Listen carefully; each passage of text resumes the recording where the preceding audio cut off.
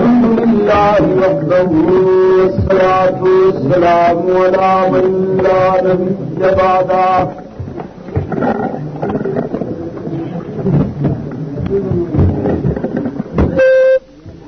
وعلى آله وأصحابه الذين أوفوا عهده الذين هم مفاتيح الرحمة ومصابيح النور.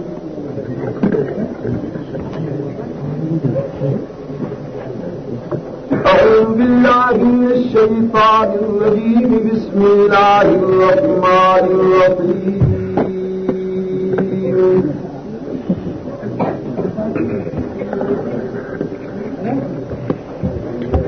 أوحي إلي أنه استمع نفر من الجن فقالوا إنا سمعنا قرآنا عجبا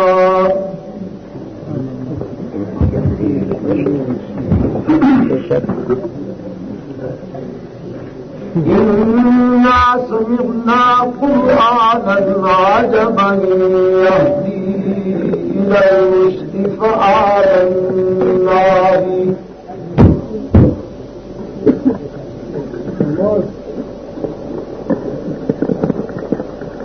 ولن نشرك بربنا أحدا وأنه تعالى جد ربنا ما اتخذ صاحبا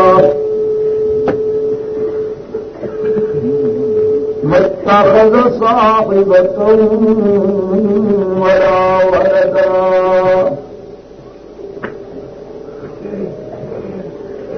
صدق الله مولانا العظيم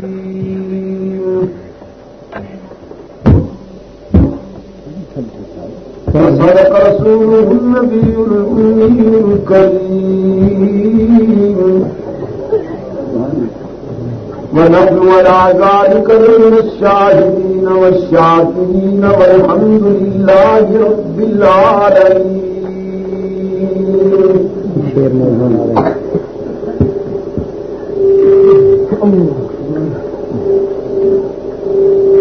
صدر جلسہ اور صدر مجلس حضرات علماء کرام،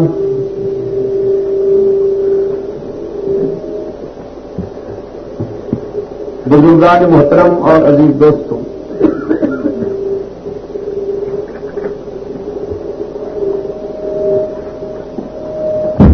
رات کا 1:15 بجنے والا ہے اور میں سوچ رہا ہوں اس وقت آپ کو کتنی دیر کے لیے بٹھاؤں؟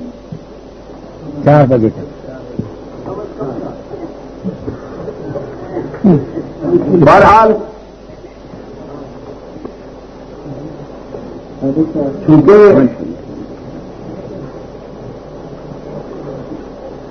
دینی درسگاہ کا سالانہ پروگرام ہے مدرسہ مفتاح العلوم کا،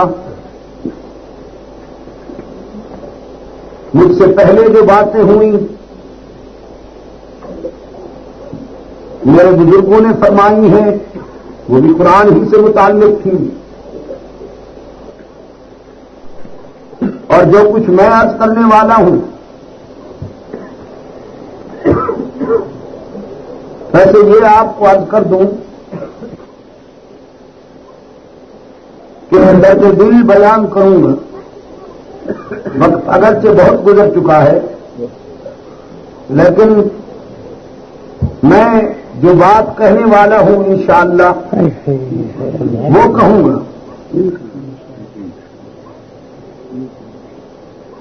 کتاب اللہ سے جو حصہ آپ کے سامنے تلاوت کیا گیا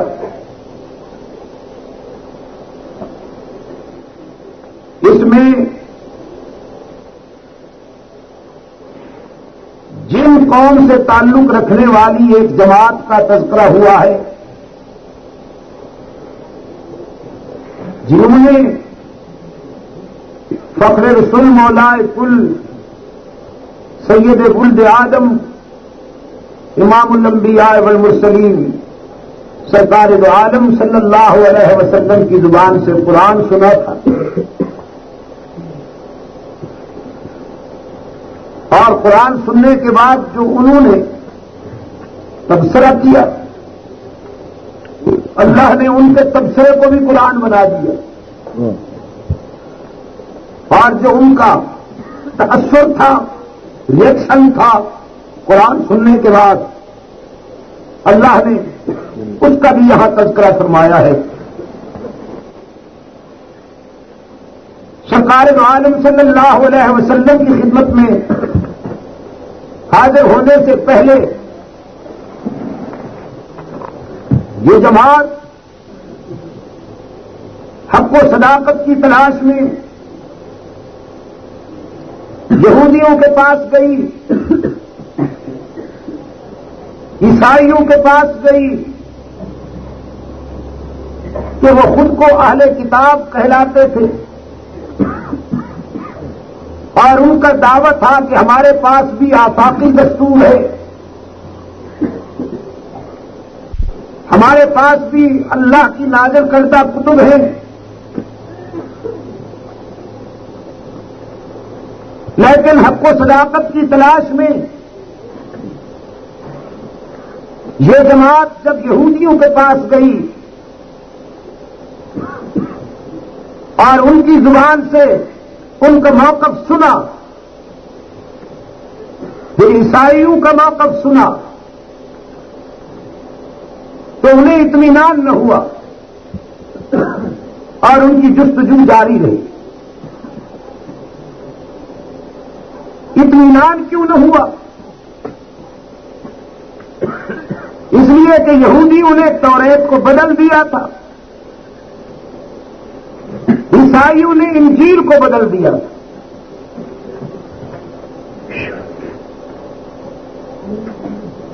کوئٹہ کے دوستوں, جناب صدر محترم, عجیب اتفاق ہے کہ ان دونوں قوموں نے یعنی یہودیوں نے اور نصرانیوں نے جب توریت و انجیل کو بدلا ہے, وہی کی سچائی میں نقب لگائی ہے,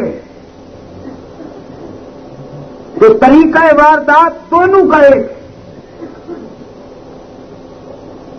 قرآن اطلاع دیتا ہے وما وقالت اليهود عزير ابن الله وقالت النصارى المسيح ابن الله.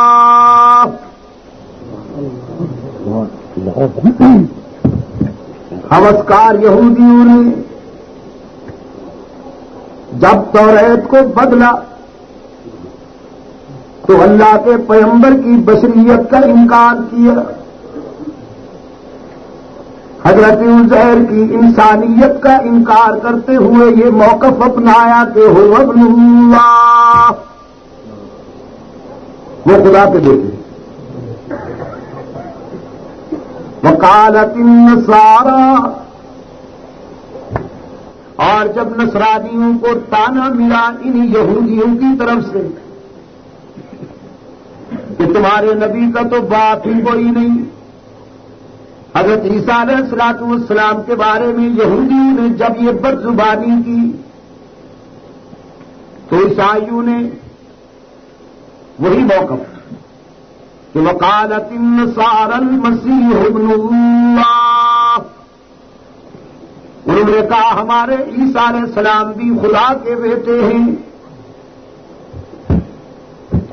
پہلے کہا کہ ہمارے پیغمبر خدا کے بیٹے ہیں, پھر خود بھی بن گئے خدا کے بیٹے. وقالت اليهود والنصارى نحن ابناء الله واحباؤه, پہلے کہا نبی ابن اللہ ہے، پھر کیا کہا ہم خود بھی خدا کے بیٹے ہیں۔ جیسے دور حاضرہ کے بیماروں نے پہلے کہا نبی نور نور اللہ ہے، پھر خود بھی نورانی بن گئے،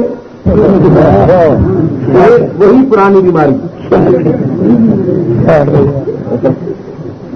یہودیوں نے آرام سے سنیے، میں نے کہا ہے نا درد دل بیان کروں گا۔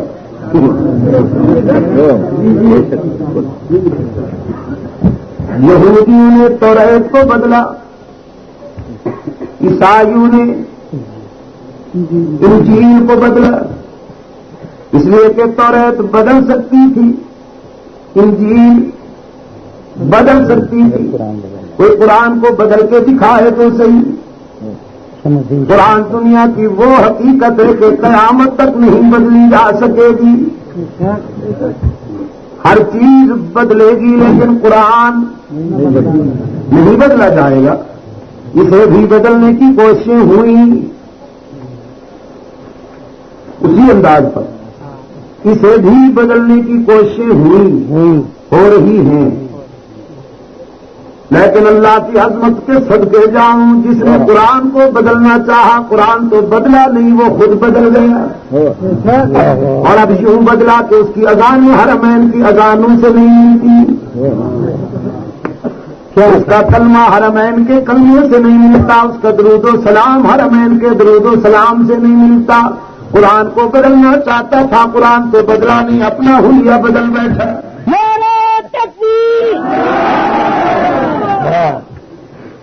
میرے عزیز دوستوں، حرمین پہ اعتراض کرتا پھرتا ہے، اللہ کی طرف سے سزا ملی نا، بڑے ناراض ہوتے ہیں تو محفل سے اٹھا دیتے ہیں، ان سے بڑا ناراض ہوا تو اپنے در سے بھگا دیا۔ تو جاؤ اپنے خود ساختہ آستانوں پہ مطمئن رہو گے، لیکن میرے گھر پہ اعتراض کرو گے، میرے محبوب کے در پہ اعتراض کرو گے۔ میرے عزیز دوستو، یہودیوں نے کہا عزیر خدا کا بیٹا ہے، عیسائیوں نے کہا عیسیٰ خدا کا بیٹا ہے۔ اب اس کو دوسرے عنوان سے عرض کروں، یہودیوں نے کہا عزیر بشر نہیں، یہودیوں نے حضرت عزیر اللہ کے نبی کی بشریت کا انکار کیا، عیسائیوں نے حضرت عیسیٰ اللہ کے پیغمبر کی بشریت کا انکار کیا، کسی اور نے بھی اللہ کے نبی کی بشریت کا انکار کیا کسی نے یاد کہاں پر مصر کی بیمار جنس نے، مصر کی بیمار جنس نے، میدے کی نظر سے دیکھنے والی بیماروں نے، حضرت یعقوب علیہ السلام کے سجیلے فرزند کو جب دیکھا، قرآن کہتا ہے فلما رأینہ اکبرنہ وقطعن ایدیہم،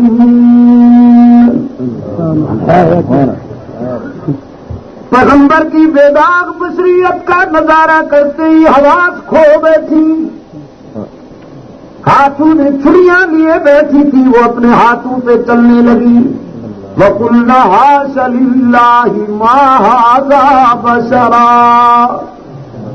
اور پھر قسمیں کھا کھا کے کہنے لگی ہم نے سمجھا تھا کوئی انسان ہوگا، بشر ہوگا، لیکن اللہ کی قسم یہ بشر نہیں، إِنْ هَذَا إِلَّا مَلَكٌ كَرِيمٌ، یہ تو کوئی سیویئر قسم کا نوری ہے، بہت بڑا نوری ہے۔ کوئٹہ کے دوستوں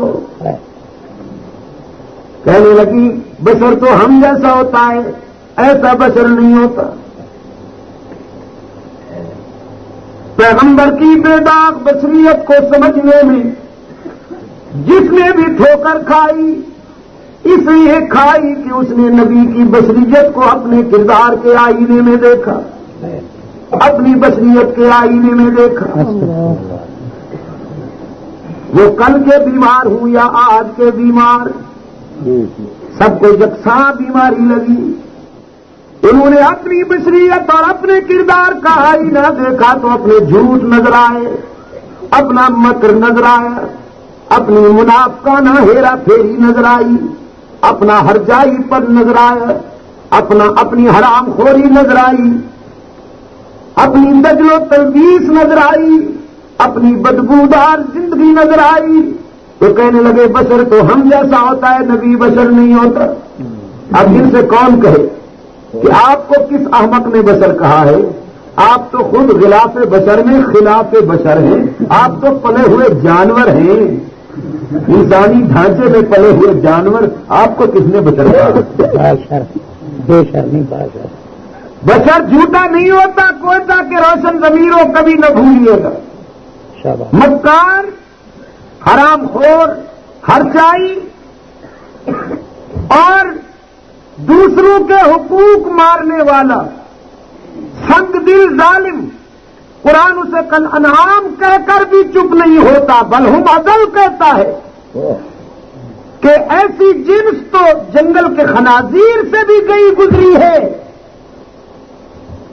ٹٹو پہ بیٹھ کر سالانہ نذرانہ وصول کرنے والا اور مرید کے در کے طواف کرنے والا بشر نہیں ہوتا۔ بشر تو وہ ہوتا ہے کہ جلال میں آ کے پاؤں کی ٹھوکر لگائے تو زلزلے میں کانپتی ہوئی زمین پرسکون ہو جائے۔ بشر تو وہ ہوتا ہے کہ پیغام دے تو ہوائیں غلامی کرے۔ بشر تو وہ ہوتا ہے کہ زمین جھکائے تو زمین فرد عقیدت میں اس کا ماتھا چوم لے۔ بشر تو وہ ہوتا ہے عزیز دوستوں کہ جنگل میں جائے تو درندے اطاعت کرے، دریاؤں کی طرف لپکے تو بکھری ہوئی موجیں اس کے لیے راستہ بناتی جائیں۔ خطیبانہ تعلی نہیں کر رہا ہوں، تاریخ کا سچا پس منظر میری گواہی دیتا ہے۔ وہ دیکھیے بشر جا رہا ہے اور اکیلا ہے، لشکر سے بچھڑ گیا ہے۔ آپ کیوں دیکھتے ہیں؟ یہاں کبھی کوئی سچا بشر نظر آ جائے تو مجھے بھی انفارم کرنا، مجھے بھی بتانا، شکریہ کے ساتھ سنوں گا آپ کی بات۔ اکیلا اور لشکر سے بچھڑ گیا ہے جنگل میں۔ جنگل کے شیر نے دیکھا ابن آدم اکیلا ہے، لقمہ تر بنے گا، اسے کھا جانے کے لیے حملہ آور ہوا۔ ہائے کوئٹہ ہے دوستو، ہم اور آپ ہوتے تو شیر کو دیکھ کر ہمارا عالم کیا ہوتا، بغیر گولیوں کے خلاف۔ لیکن وہ رسول کا تیار کردہ انسان تھا، وہ محمدی مکتب کا شاگرد تھا، وہ رسول کے فیض سے مالا مال انسان تھا۔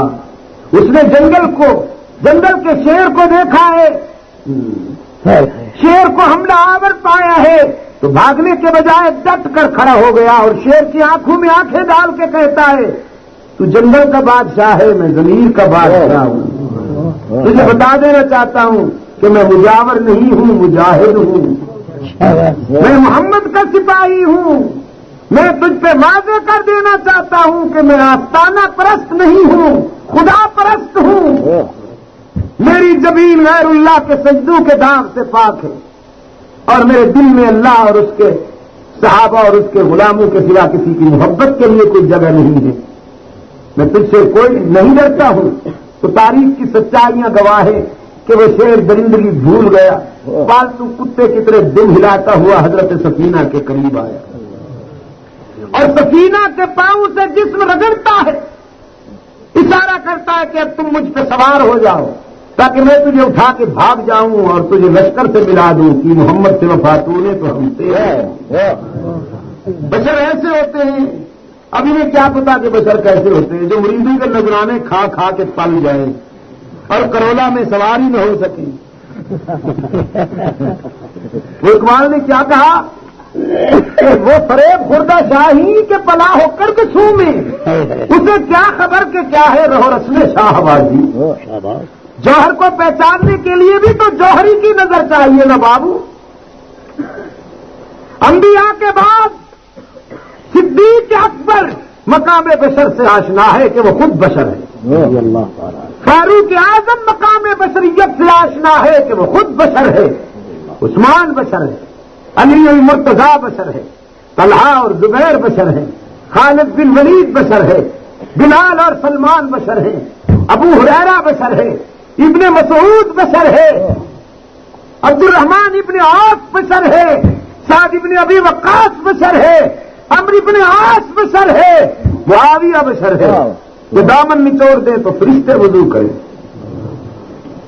ان بیچاروں کو کیا پتا بشر کون ہوتا ہے؟ سمجھ روپئے کا تعویذ بیچنے والے، 5 روپئے کا تعویذ گنڈا بیچ کر بیلنس بنانے والے، انہیں کیا پتا بشر کس کو کہتے ہیں. یہودیوں نے حضرت عزیر علیہ السلام کو خدا کا بیٹا بنایا، عیسائیوں نے حضرت عیسیٰ علیہ السلام کو خدا کا بیٹا بنایا. اب سوچ کے جواب دے. جب یہودیوں نے کہا کہ عزیر خدا کا بیٹا ہے، یا عیسائیوں نے کہا کہ عیسیٰ خدا کا بیٹا ہے، محبت کی وجہ سے کہا یا عداوت کی وجہ سے؟ محبت کی وجہ سے. بالکل صحیح جواب دیا آپ نے. دوستی عشق کیا. ہاں اللہ بیٹوں کی محبت سے بچائے. آداب ہے محبت کے بھی دوستوں. اگر وہ آداب ملحوظ میں رکھے جائیں تو عنوان بدل جاتا ہے. نہیں بدلتا. بھائی کوئی جاہل فرد محبت میں جھوم کر بیوی کو ماں کہہ دے، بیوی کو کہے آج تو ماں لگ رہی ہوگا، کھانا ویرانی ہو جائے گی کہ نہیں؟ گھر برباد ہو جائے گا کہ نہیں؟ کی تو ہے محبت جاہل نے، لیکن بیٹوں کی محبت کی ہے نا. اللہ کے رسول کی تعلیمات نسل انسانی کے لیے کتنی روشنی فراہم کرتی ہیں.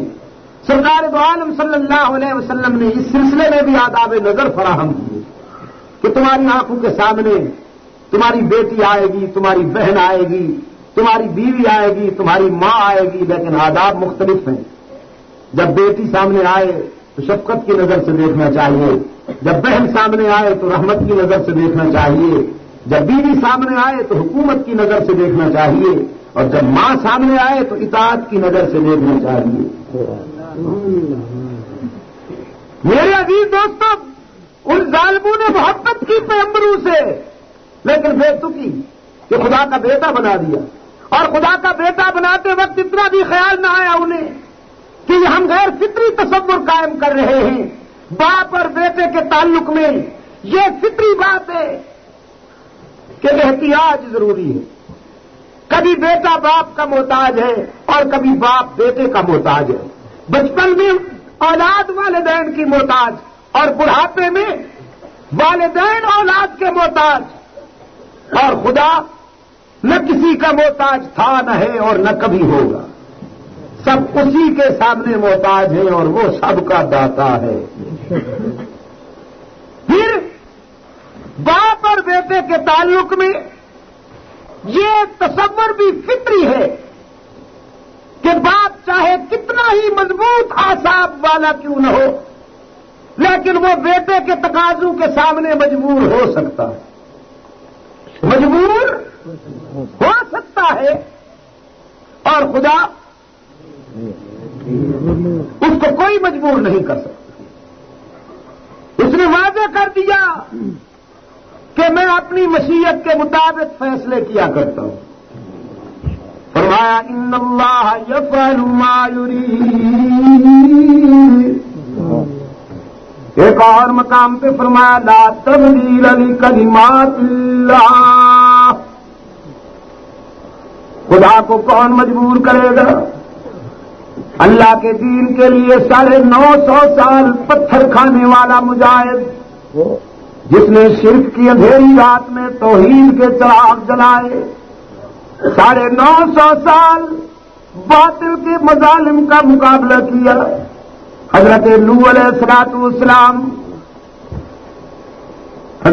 السلام جو ہے سلسلہ رسالت کا حرف اول. حضرت نوح علیہ السلام سے پہلے انبیاء گزرے ہیں، یہ پہلے رسول ہیں جنہوں نے شرک کے خلاف جہاد کی. کیونکہ حضرت نوح علیہ السلام کے زمانہ میں لوگوں نے قبروں کی پوجا پاٹ شروع کر دی تھی، بزرگوں کے نام پر آستانے بنائے، اور ان میں 5 مشہور آستانے ود، سوا، یغوث، یعوق اور نصر، یہ تینوں اللہ کے برگزیدہ بندے، جاہلوں نے ان کی موت کے بعد ان کی قبروں پر منڈیاں لگا لی، بین الاقوامی یتیم مجاور بن کے بیٹھے اور جاہلوں سے نذرانے بٹورنا شروع کیے۔ حضرت نوح علیہ السلام نے سب سے پہلے شرک کے خلاف علم جہاد بلند کیا اور آستانوں کی نفی کرتے ہوئے اللہ کی توحید سنائی انہیں، اور توحید بھی قرآن پاک نے حضرت نوح علیہ السلام کی زندگی کی جھلک دکھائی۔ فرماتے ہیں رب انی دعوت قومی لیلا ونہارا، سبحان اللہ، او میرے داتا میں نے تیری بات پہنچانے میں دن اور رات ایک کر دی، رات کے اندھیرے میں بھی پہنچاؤں، دن کے سویرے اور اجالے میں بھی پہنچاؤں، میں نے تیری بات تیرے بندوں تک پہنچائی، لیکن ان کی بدبختی کا کیا علاج کروں؟ فلم یزدہم دعائی الا فرارا، میں انہیں تیرے در کی طرف بلاتا ہوں، یہ دور بھاگتے ہیں۔ تو میرے معبود اب مریض لا علاج معلوم ہوتا ہے، اب گولیوں سے مکسر سے علاج مفید نہیں نظر آ رہا، اب آپریشن کی ضرورت ہے۔ رب لا تذر علی الارض من الکافرین دیارا، اللہ اکبر، اب مٹا دیجیے ان کا نام و نشان، برباد کر دیجیے نمک حراموں کی آبادیاں۔ یہ کتنے نمک حرام ہیں، تیرا رزق کھاتے ہیں، تیری دھرتی پہ چلتے ہیں اور سر آستانوں پہ جھکاتے ہیں، منتیں ان کی مانتے ہیں، جھنڈیاں وہاں جا کے لگاتے ہیں، جیبیں مجاوروں کی بھرتے ہیں۔ مٹا دے ان کا نام و نشان میرے معبود، انہیں متعدی مرض لائق ہو گیا۔ انکا انتظرہم یضلوا عبادک، اگر انہیں تو نے چھوڑ دیا تو یہ آنے والی نسلوں کو بھی گمراہ کریں گے، تیرے صحت مند بندوں کو بھی شرک کی بیماری میں مبتلا کریں گے۔ رب العالمین نے فرمایا میرے پیغمبر اچھی بات ہے، سیلاب آ رہا ہے، آپ سفینہ تیار کر لیجئے، سفینے میں بیٹھ جائیے، ارکب معنا ولا تکن مع الکافرین، لگتے جگر میرے سفینے پہ آ جا، اللہ کے نافرمانوں کا حامی نہ بن ورنہ ہلاک ہو جائے گا۔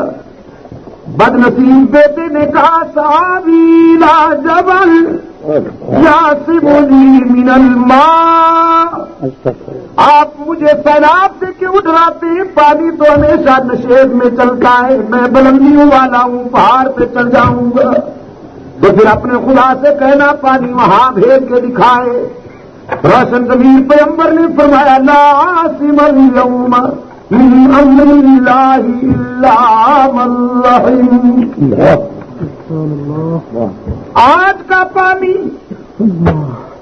پستیوں سے پہلے بلندیوں پہ پہنچنے والا ہے، نشیب سے پہلے فراز پہ پہنچنے والا ہے، آج کوئی نہیں بچ سکے گا سوائے اس کے جس پر اسی کا لطف و کرم ہو جائے۔ قرآن کہتا ہے حضرت نوح علیہ السلام کی دعوت، حضرت نوح کا مشفقانہ اصرار اور بیٹے کا باغیانہ انکار جاری ہے۔ وحال بینہما الموج فکان من المغرقین، ایک موج ہلاکت کا پیغام لے کے آئی اور پیغمبر زادے کو اپنی آغوش میں لے لیا۔ حضرت نوح علیہ السلام کے سامنے بیٹا غوطے کھانے لگا، ڈوب کے ابھرا تو چلایا ابا جان بچائیے۔ قرآن کہتا ہے حضرت نوح علیہ السلام کی چیخیں نکل گئی، نادا نوح ربہ قال رب ان ابنی من اہلی وان وعدک الحق وانت احکم الحاکمین۔ دعا نوح ربہ نہیں آیا، نادا نوح ربہ، چیخیں نکل گئی، عرض کیا میرے معبود، او میرے داتا، تو نے وعدہ کیا تھا کہ میرے لخت جگر میری آل کو بچائے گا، تیرے وعدے تو سچے ہوتے ہیں کہ تو احکم الحاکمین ہے، تو پھر بچانا میرے بیٹے کو ہلاک ہو رہا ہے نا۔ رب العالمین نے فرمایا یا نوح انہ لیس من اہلک، نقد جواب آیا، نقد جواب آیا اسی جگہ اور اسی وقت آیا کہ یا نوح انہ لیس من اہلک، میرے پیغمبر یہ جنان تیرا بیٹا ہونے کے باوجود تیری آل میں سے نہیں، خدا بندہ کیوں؟ میری بیوی نے جنم دیا، میرے آنگن میں پرورش پائی، میری گود میں کھیلتا رہا، میری آل میں سے کیوں نہیں؟ رب العالمین نے فرمایا انہ عمل غیر صالح، پیغمبروں کی نسل، نیکوں کی نسل نطفے اور خون کی بنیاد پر نہیں چلا کرتی، عقیدے اور کردار کی بنیاد پر چلا کرتی ہے۔ جنہان نے تیرا عقیدہ نہیں قبول کیا، تیرا کردار نہیں اپنایا، میں نے اس کا نام تیری برادری کی لسٹ سے خارج کر دیا، تو خدا بندہ اب حکم کیا ہے میرے لیے؟ اپنے بیٹے کو ہلاک ہوتا دیکھ کر چپ رہوں؟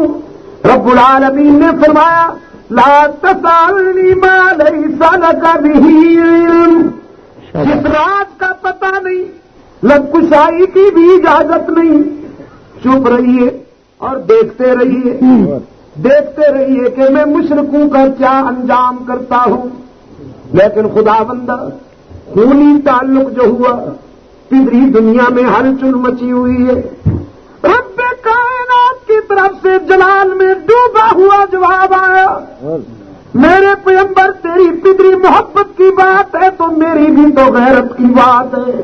انی اعوذک ان تکون من الجاہلین، اگر تو نے مشرک بیٹے کے لیے دوبارہ سفارش کی، اس کی نجات کی، تو خطرہ ہے کہ نبوت وڈرا کر کے تجھے بھی اسی گروپ میں نہ کھڑا کر دیا جائے۔ اس سے بڑی تنبیہ ہو سکتی ہے کوئی؟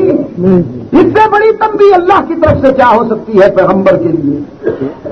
حضرت نوح علیہ الصلوۃ والسلام عرض کرتے ہیں خدا بندہ انی اعوذ بک ان اسألک ما لیس لی بہ علم، میں تجھ سے پناہ مانگتا ہوں، میں اس بات کو کیوں تجھ سے کروں جس کا مجھے علم ہی نہیں۔ میرے عزیز دوستو، قرآن کی اس واقعے نے دو باتیں واضح کر دی، ایک تو یہ کہ نجات کے لیے کسی نیک کا بیٹا ہونا ضروری نہیں، نجات کے لیے نیک کا بیٹا ہونا ضروری نہیں، خاندانی تفاخر، نسلی تفاخر کے بت قرآن نے توڑ ڈالے ہیں۔ نوح کا بیٹا جہنم میں جا رہا ہے، حضرت ابراہیم علیہ السلام کا باپ جہنم میں جا رہا ہے، حضور اکرم صلی اللہ علیہ وسلم کے چچے جہنم میں جا رہے ہیں۔ قرآن کہتا ہے نجات نہ بیٹے کو ملے گی، نہ باپ کو ملے گی، نہ عزیز اور رشتہ داروں کو ملے گی، نجات اسے ملے گی جو پیغمبر کی غلامی کرے گا۔ اگر غلامی بیٹا کر لے، باپ کر لے، رشتہ دار کر لے تو سبحان اللہ، اور اگر یہ غلامی نہیں کریں گے تو یہ جہنم میں جائیں گے۔ آپ اور میرے چچے کا انجام کا پتہ نہیں، سرکار دو عالم صلی اللہ علیہ وسلم کے چچا کے انجام کی خبر قرآن نے بلکہ کی چوٹ سنائی ہے کہ تبت یدا ابی لہب وتب، نجات رشتہ داروں اور عزیزوں کو نہیں ملے گی، نجات تو غلاموں کو ملے گی۔ اگر عزیز اور رشتہ دار غلامی نہیں کریں گے تو ہلاک ہو جائیں گے۔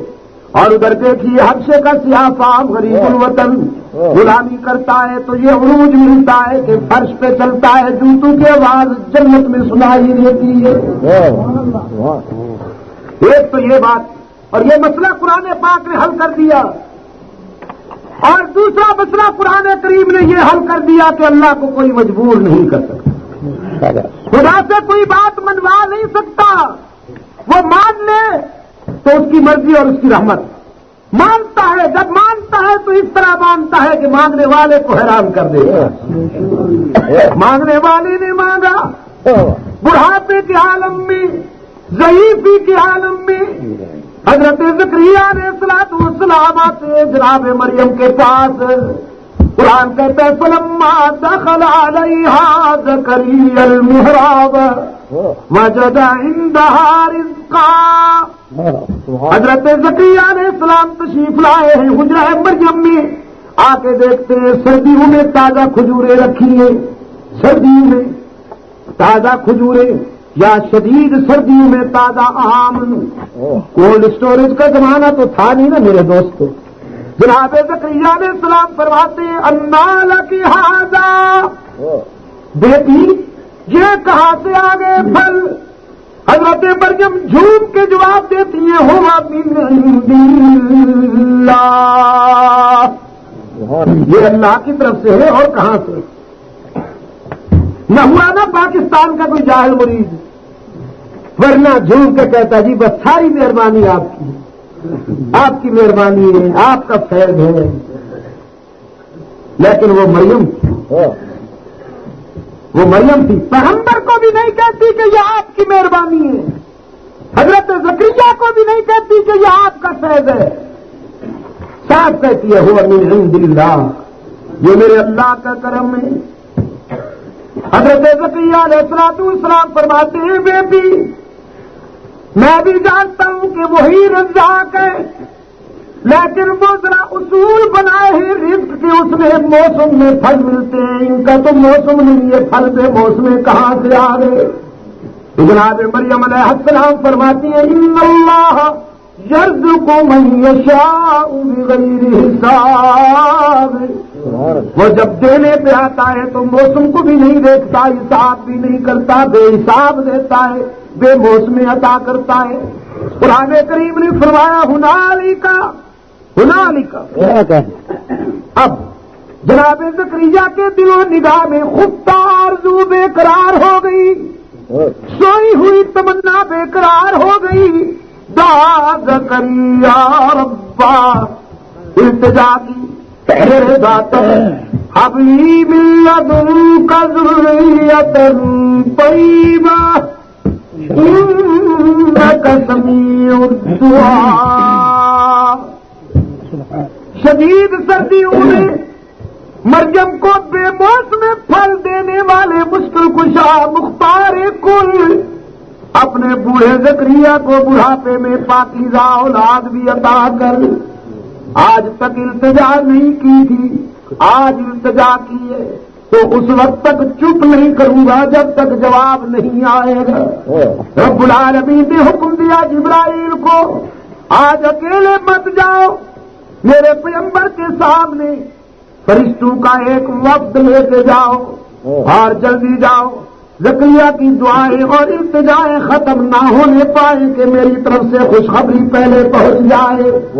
قرآن کہتا ہے فنادت الملائکہ، فرشتوں نے حضرت زکریا کو پکارا، وہو قائم یصلی فی المحراب، بڑا حال ہے کہ وہ مصلی پر التجائیں کر رہے ہیں، دعائیں کر رہے ہیں۔ اللہ کے فرشتوں نے خوشخبری سنائی ان اللہ یبشرک بیحییٰ مصدقا بکلمات من اللہ وسیدا وحصورا ونبیا من الصالحین۔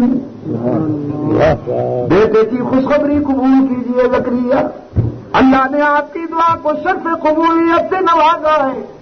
رب العالمین نے فرمایا بیٹا بھی ایسا عطا کرتا ہوں کہ جس کا نام بھی میں خود تجویز کرتا ہوں، وہ انبیاء کے کلمات کی تصدیق کرنے والا ہوگا، وہ اللہ کے کلمات کی تصدیق کرنے والا ہوگا، وہ پاک دامن ہوگا، وہ سردار ہوگا، سربلند ہوگا۔ اور میرے زکریا بڑھاپے میں تجھے وہ بیٹا عطا کر رہا ہوں کہ پسر تیرا ہوگا، پیغمبر میرا ہوگا۔ جناب زکریا علیہ السلام عرض کرتے ہیں میرے معبود انا یکون لی غلام، میں نے مانگ لیا، تو نے دینے کی خوشخبری سنا دی، لیکن اب ذرا بتا تو صحیح کہ ہوگا کیسے؟ وَكَانَتِ امْرَأَتِي عَاقِرًا وَقَدْ بَلَغْتُ مِنَ الْكِبَرِ عِتِيًّا، میری بیوی بچے جننے کے قابل نہیں، میں بڑھاپے کی اس منزل کو پہنچاؤں کہ اولاد کے لیے سوچنا بھی ممکن نہیں۔ رب کائنات نے فرمایا کذالک، میرے پیغمبر میں نے بیٹا دینا، کوئی زلفوں والی سرکار نے تو نہیں دینا، کوئی بلیا ٹنگے والی سرکار نے تو نہیں دینا کہ پہلے نذرانے پہنچائے جائیں، پھر چڑھاوے چڑھائے جائیں، پھر چادریں پیش کی جائیں، پھر جیب بھری جائے، پھر تعویذ لکھا جائے، پھر انتظار کی جائے۔ میں نے دینا ہے میرے پیغمبر، اور جب میں کسی بات کا فیصلہ کر لیا کرتا ہوں اذا اراد شیئا ان یقول له کن فیکون، میں نے کن کہا تو آسمان بلند ہو گیا، کن کہا تو زمین بچھ گئی، کن کہا تو سر شوخیاں لے کے چل پڑی، کن کہا تو صبا کا دامن لطافتوں سے بھر گیا، کن کہا تو ستارے چمک اٹھے، کن کہا تو گلشن مہک اٹھے، سبزے لہک اٹھے، مختلف بولیوں میں پرندے چہک اٹھے، کن کہا تو پہاڑ سر بلند ہو گئے، کن کہا تو ندیوں کو بہاؤ مل گیا، شاخوں کو جھکاؤ مل گیا، طوفانوں کو جوش مل گیا، سمندروں کو خروش مل گیا، کن کہا تو صبح کو سویرا مل گیا، راتوں کو اندھیرا مل گیا، کن کہا تو آسمان بلند ہو گیا، زمین پرسکون ہو گئی، میں نے کن کہا تو کارخانہ زندگی منظم ہو گیا، کائنات کا ہر زاویہ منظم ہو گیا، اب کن کہوں گا تجھے بڑھاپے میں بیٹا بھی مل جائے۔ یہ اس کے ماننے کی ادا ہے، یہ اس کے ماننے کی ادا ہے کوئٹہ کے دوستوں۔ اور جب نہیں مانتا تو اپنے محبوب کو کہتا ہے، اپنے محبوب سے کہا جاتا ہے لا تعدی من احببت، لا تعدی من، ہاں، اور جب اپنے محبوب کی مانتا ہے تو یوں مانتا ہے کہ محبوب نے ہاتھ اٹھائے، خدا بندہ مدینے والے بارش چاہتے ہیں، میں سفارش کرتا ہوں۔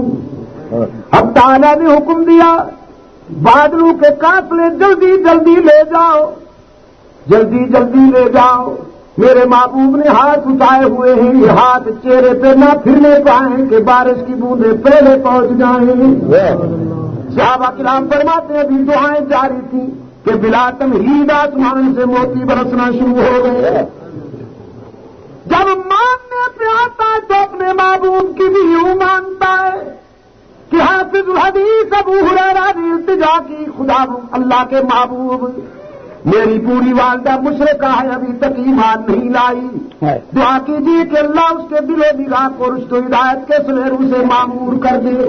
سرکار دو عالم صلی اللہ علیہ وسلم نے فرمایا ابو ہریرہ روتے ہوئے آئے ہو، کیوں رو رہے ہو؟ عرض کیا اللہ کے رسول آپ کے قدموں سے اٹھ کے گھر گیا تھا، اور میری ماں نے جب پوچھا کہ کہاں رہے ہو، میں نے بتایا اللہ کے محبوب کے قدموں میں بیٹھا رہا ہوں، تو آپ کا نام سنتے ہی میری ماں اشتعال میں آ گئی، غصے میں آ گئی، اس نے مجھے مارا ہے، دھکے دے کے گھر سے نکال دیا ہے، اور فیصلہ کن لہجے میں کہا ہے بیٹا دو راستوں میں سے ایک چن لو، ہمیشہ کے لیے میرا گھر چھوڑ دو یا آمنہ کے لال کا در چھوڑ دو۔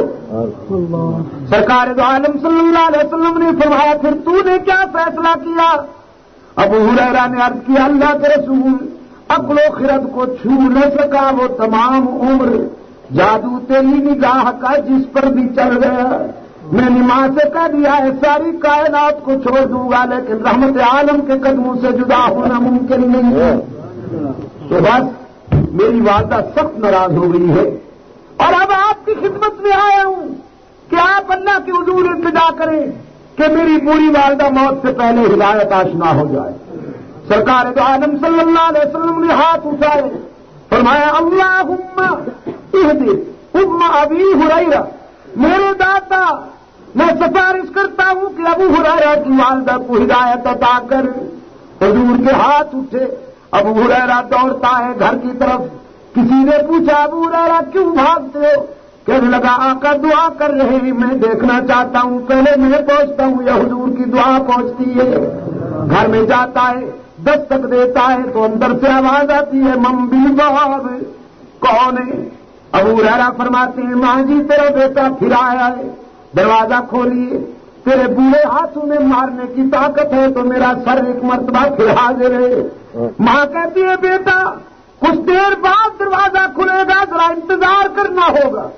ابو ہریرہ فرماتے ہیں ماں کی آواز سن کر میرے ضمیر نے فیصلہ کر لیا کہ کملی والے کا تیر نشانے پہ لگ چکا ہے، اس لیے کہ میری والدہ کی آواز میں کفر کی تلخی نہیں، ایمان کی لذت کار فرما دی۔ کچھ دیر کے بعد دروازہ کھلا۔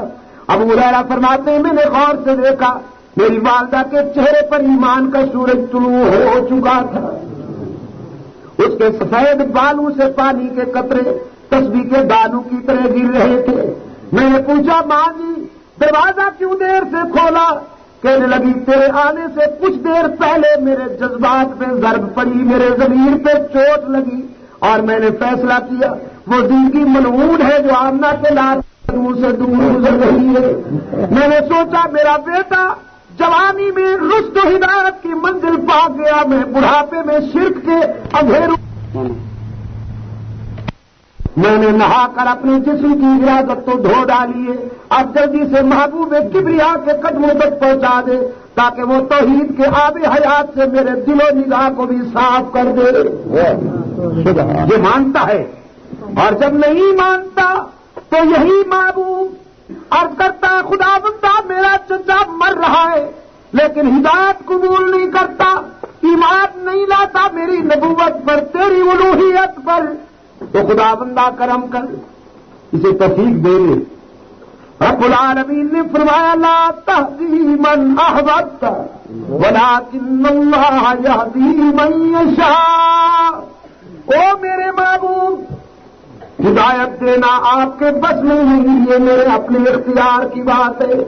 اسے نہیں ملے گی ہدایت جسے آپ پسند کریں، ہدایت اسے ملے گی جسے میں پسند کروں۔ میرے عزیز دوستو خدا کو کوئی مجبور نہیں کر سکتا، اس لیے یہودیوں کا تصور بھی غیر فطری اور عیسائیوں کا تصور بھی ہے۔ اب سرکار دو عالم صلی اللہ علیہ وسلم طائف کے تبلیغی سفر سے گھائل ہو کر زخمی ہو کر آئے ہیں وادی نخلہ میں، سر سے پاؤں تک رحمت عالم صلی اللہ علیہ وسلم کا سراپا خون میں رنگین ہے۔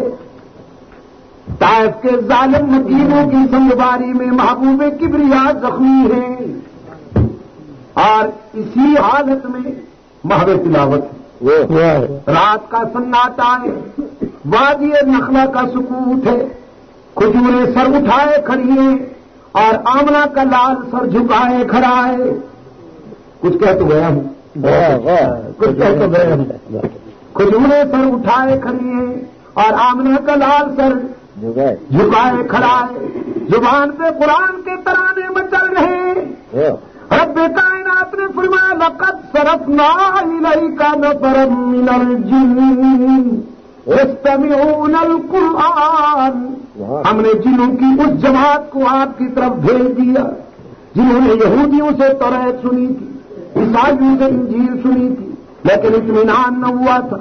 ہم نے وادی نخلا میں انہیں آپ کی طرف بھیجا کہ اب جا کے ذرا میرے محبوب کی زبان سے میرا قرآن بھی سن لو۔ جنوں کی جماعت رحمت عالم صلی اللہ علیہ وسلم کے اطراف میں کھڑی ہو جاتی ہے اور محبوب خدا قرآن کے سمندر میں غواصی کرتے ہیں۔ اس کی توحید کا تصور بھی قرآن کی زبانی پیش کرتے ہیں، اپنی رسالت کا بھی کہ اللہ الذی لا الہ الا ھو عالم الغیب والشہادہ ھو الرحمن الرحیم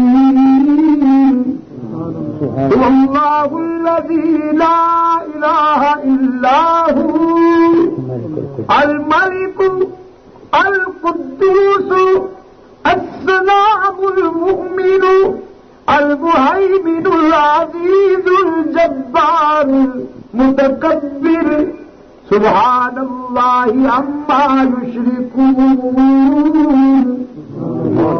وہ جماعت کہتی ہے انا سمعنا قرآنا عجبا، ہم نے تو عجیب قرآن سنا ہے، یہ تو عجیب ہے جو دل کی گہرائیوں میں اترتا ہے۔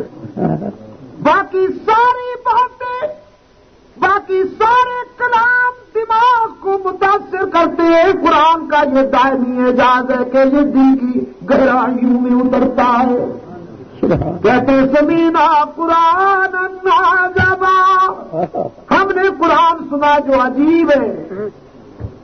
یہدی الی الرشد، سویروں کی طرف رہنمائی کرتا ہے، اجالوں کا راستہ بتاتا ہے، روشنی کی خبر دیتا ہے۔ فآمنا بہ، ہم تو اسی کے ہو گئے، کس کے؟ قرآن کے ہو گئے، ہم تو قرآن کے ہو گئے۔ سرکار دو عالم صلی اللہ علیہ وسلم کے دست حق پر حق پہ بیعت کی، اور جب بیعت کی تو پھر وعدہ کیا کیا؟ لن نشرک بربنا احدا وانہ تعالی جد ربنا ما اتخذ صاحبۃ ولا ولدا۔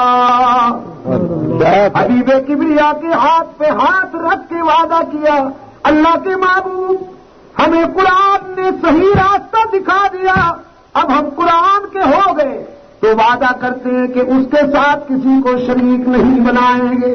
اب ہم وعدہ کرتے ہیں کہ ہماری زمین کے لیے حقیقی مسجود کون ہے؟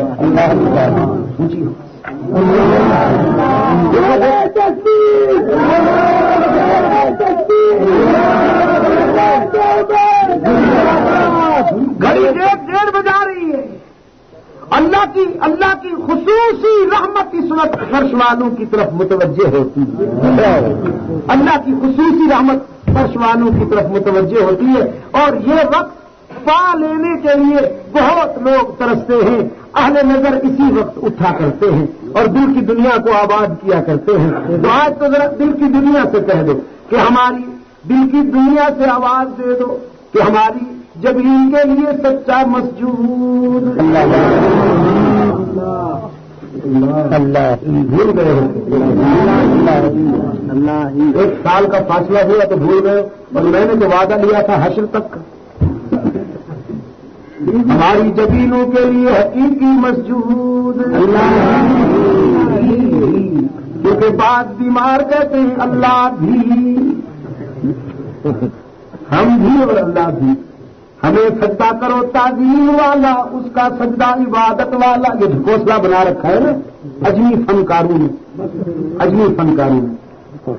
اور میں کہا کرتا ہوں کہ تعظیم یا کسی بھی عنوان سے سر جھکانے کی خدا کے سوا کسی اور کے سامنے گنجائش ہوتی تو پھر کائنات میں اللہ کے بعد سینئر ترین ہستی رحمت للعالمین کی ہے۔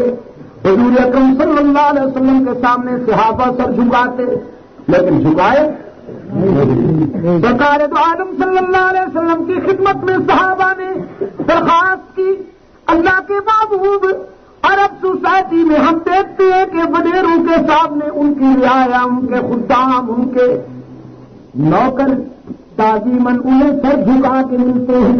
وَأَنْتَ حَقُّ أَنْ يُسْجَدَ لَكَ، تو پھر آپ تو سب سے زیادہ اس بات کے حقدار ہیں کہ تعظیماً آپ کے سامنے بھی سر جھکایا جائے۔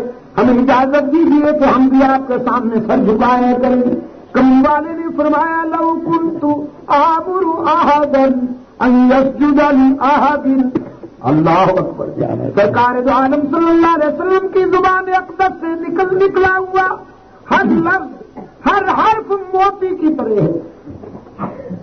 فرمایا لو كنت آمر احدا ان يسجد لأحد لامرت النساء ان يسجدن لأزواجهن، اگر میری شریعت میں اللہ کے سوا کسی کے آگے سر جھکانے کی گنجائش ہوتی تو میں عورتوں کو حکم دیتا کہ وہ اپنے خاوند کا سجدہ کیا کریں، اور 14ویں صدی کے بابو کو اجازت ہوتی کہ وہ اپنی بیگم کا سجدہ کریں۔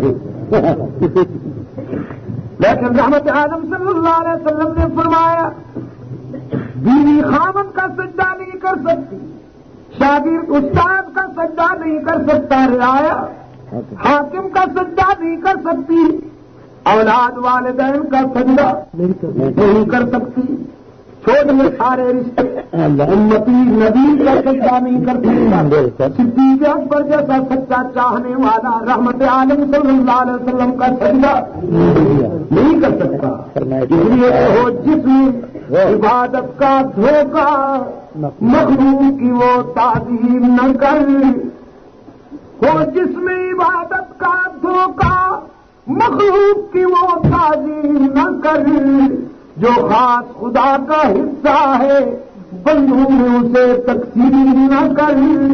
سرکار دو عالم صلی اللہ علیہ وسلم نے فرمایا سر اسی کے آگے جھکنا چاہیے۔ اور کوئٹہ کے روشن ضمیروں، عزیز نوجوانوں، ایک بات کبھی نہ بھولیے گا کہ سر کٹانے کے لیے بہت سے مقامات ہیں، لیکن سر جھکانے کے لیے ایک ہی جگہ۔ مجلس تحفظ حقوق اہل سنت، سید عبد المجید شاہ صاحب ندیم